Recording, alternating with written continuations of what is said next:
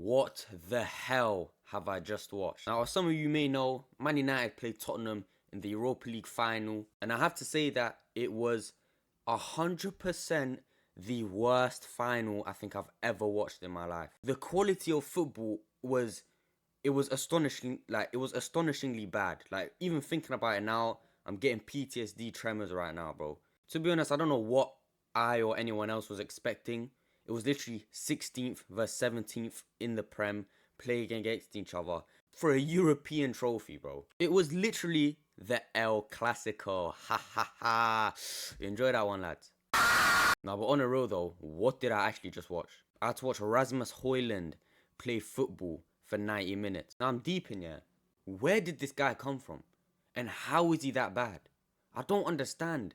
He's terrible. He doesn't do anything. Even before Man United signed him, he wasn't anything special or crazy. Like, they just signed him because his name is similar to Haaland, bro. And watching Casemiro try keep up with the play in a final is just, it's painful, bro. Made me want to kill myself! That guy, he needs to hang up the boots. He needs to go to a beach and kick his feet up, bro, because the game ain't for him no more. The one thing that was really missing from this game that would have just put the icing on the cake was an Onana howler. Because he might be the funniest keeper I think I've ever seen. But on a real though, even though I'm an Arsenal fan, I'm astronomically happy that Tottenham have won. I hate Man United fans. Even though I'm an Arsenal fan and I should theoretically hate Tottenham, I don't hate Tottenham. I don't even know why we hate Tottenham in the first place. I mean, it's probably some beef that I have no knowledge of because I'm literally barely an adult. You see, these unks here that beef Tottenham over some beef that happened in North London like 50 years ago. I'm not involved, bro. So I hate Man United more than I hate any other club. And I hate their fans. Their fans talk the most rubbish I've ever heard. So seeing them finish 16th in the Prem and lose a final to Tottenham, who are historically known for bottling trophies, was just, it was beautiful. One player I am happy for though is Son. You know, he is actually one of my favorite players. I love that guy.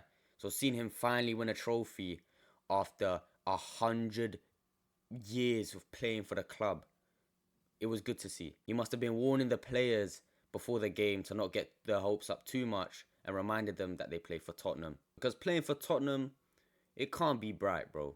Like, you have to have some sort of depression. And one thing that I'm not even deep in yet, how did we let Brennan Johnson score a winning goal in a European competition, bro?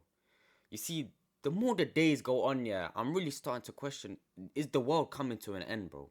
How are we letting Brennan Johnson, bro? How are we letting the B-Tech Dele Alli score the winning goal in a European final? Yeah, man. Bro, someone needs to cancel football forever, bro. The world of football is ending. You know, watching this game was like watching the battle of the set threes in PE in football. That's what it really reminded me of. No one can make a pass. No one can trap a ball. No one can even really take a shot. But then at the same time, there's the one set one in the game, Ahmad, who can do everything on his own, but his team is just letting him down. That sums up this game for me. And Ahmad, if you somehow see this, bro, please leave Man United. Please. For the benefit of your career, because playing with these numpties, yeah, is not going to do you any good. Playing with Garnacho, Xerxes and Højlund as your partners in the attack, I don't know how he hasn't committed suicide yet, bro. Because if they were my strike partners, I would have already been tying a noose back in February, even if he was injured back then. Same thing for Bruno. Bruno, I hate you. I hate Bruno. Don't get me wrong. So I'd like to see him suffer a bit more. But as a player, yeah, please, bro, leave Man United. You are too good for this team. He's too good for this team, bro. He's put them on his back this season more than I've ever seen any player put their team on their back in any season ever. And despite doing that, they still finished 16th. Is he top three? If I'm not 16th and lost to Tottenham in a Europa League final. Man United, bro. Man United is actually like the soul shit. I completely forgot to mention this before, but we've let Richarlison win a European trophy. Richarlison, we let him win a European trophy before Saka. Bro, someone needs to blow up. Someone needs to blow up London, bro. I don't want to see any London club play football because Richarlison has now won more European trophies than the whole history of Arsenal. But back to the actual content of the game, and let's be honest, the game was boring. It was a terrible watch. I mean, we only had, what, 2-3 chances the whole game. We had that Ahmad chance in the first half. We had the Brennan Johnson goal, obviously, which might be the worst goal I've ever seen in a European final. Then we had the Luke Shaw header at the end as well. Oh yeah, and Van der Ven. He's been watching too much Spider-Man. But the Luke Shaw header, I didn't even know Luke Shaw could jump that high, bro. Because let's be honest, bro, this guy's been in a calorie surplus for the past 15 seasons straight. And I'm sure Luke Shaw's devastated for losing. Not because he's losing the Europa League trophy, but because now he knows that Jim Ratcliffe is not funding the barbecue. Because we all know that Luke Shaw, he loves a bit of food, don't he, mate? I want to talk about the managers a bit now. Ruben Amorim, he has to, bro. Guru from Despicable Me, he has to go, bro. They are waiting for the ball. Rush! Space! Big hand, give the ball in the middle. How's he trying to play Mason Mount in a cup final? Not only is he shit at football, but he has a history of losing every single cup final he's played in. And not only that, he didn't even start Garnacho, who he's been good for Man United in the Europa League. Garnacho's been very solid. It's not even based on form. Like, Amorim is a Premier League level manager. Like, if he sees that the players that are on the pitch are not really offering anything, and someone like Garnacho on the pitch who will hug the touchline, attack defenders when he can. If he sees, or he should be able to see that that's what the team needs. Yeah, he just took so long to react, and he took absolutely no action. Which is where I don't understand how can you be a Premier League manager and not know, okay, I see that this is happening in the game. No one's really attacking defenders one-on-one. Okay, let's get Garnacho on.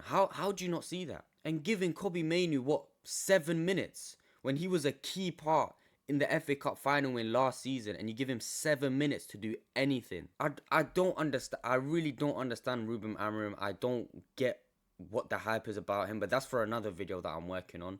But I'm just going to leave it at this in this video. I don't understand. I really don't understand Ruben Amorim. I don't understand what he even does, to be honest.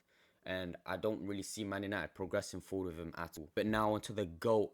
The man, the myth, the legend. Fucking Big Ange. He wasn't lying when he said he usually wins stuff in his second season, bro. That's an all-timer quote now. How can you finish 17th in the Prem and still win a European trophy? You know what, Big Ange, yeah? Well done to you. And I wasn't using my hands to clap them, by the way. I gave Big Ange a cheeky little surprise.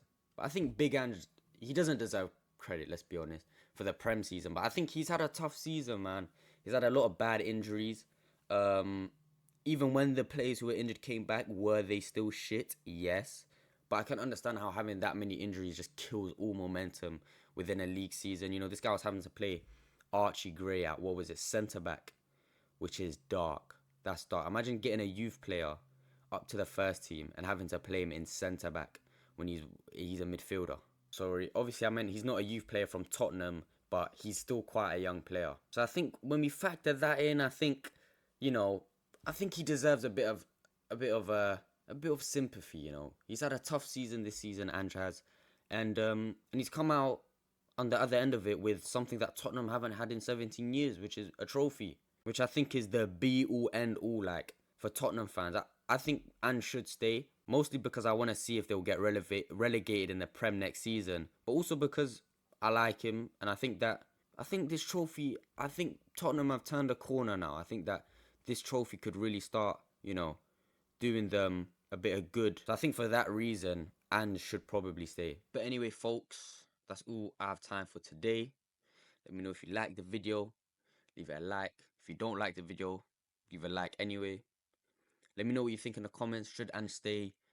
What did you guys think about the final? And also, thank you guys for the support recently on the videos. Support's been good, so I appreciate you guys. I'll see you in the next one.